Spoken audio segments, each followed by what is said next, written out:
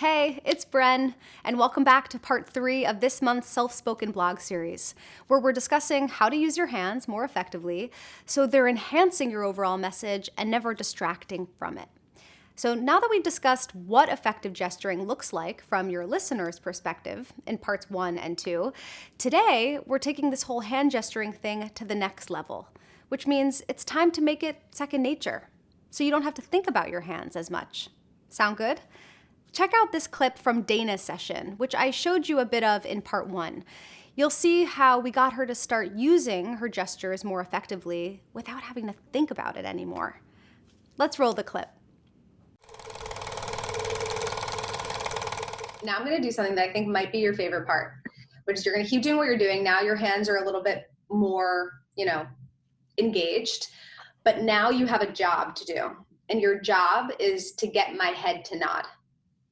So as you're talking, you have to get me to nod, like, you know what I mean by this, or wouldn't that be cool? Like, you have to really work it and get my head to nod, okay? Okay. Good. As you were just doing that, was there any part of your brain thinking about how you were saying what you were going to say, or were you totally focused on getting my head to nod? Focus on getting your head to nod. So this is the sweet spot.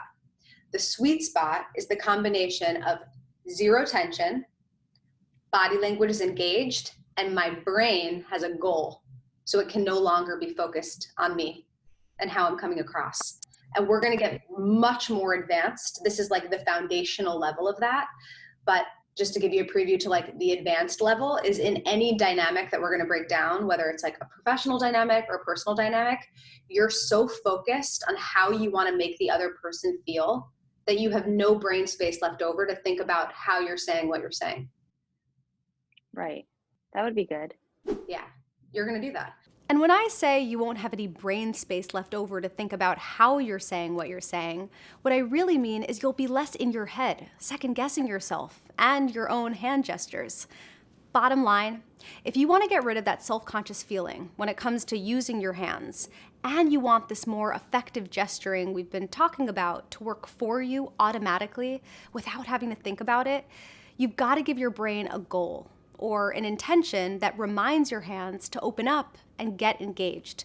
When you really focus on who you're speaking to and you stay focused on trying to get their head to nod, 9 times out of 10, your hands will come online to help you do that without you having to think about it. Does that make sense? I'll show you what I mean. Right now, all I'm thinking about is trying to get your head to nod. So as I'm talking along, I'm gesturing in your direction, I'm using that give and take motion we talked about, my hands are staying open, I'm nodding every so often myself. So hopefully wherever you are, some part of you is nodding back at me, or at least you feel an impulse to nod back. And not everyone's a head nodder. As my mentor Kara says, it's your job though to ask for the head nod with your body language.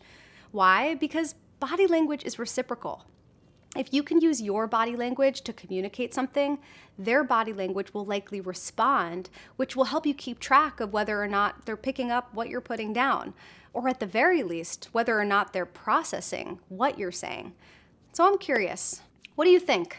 Leave a comment below and let me know if there's someone you can go test this technique out on right now. And if you haven't already, make sure you scroll down and subscribe to my eTribe, because I'll send you my free presence playbook, which will help you show up to your next presentation or meeting with less nerves, undeniable presence, and an ability to frame your message in a clear and resonant way. In the meantime, keep showing up as that you most want to be. One intention, one interaction at a time. Thanks so much for watching, and I'll see you next month on the Self-Spoken blog. Bye.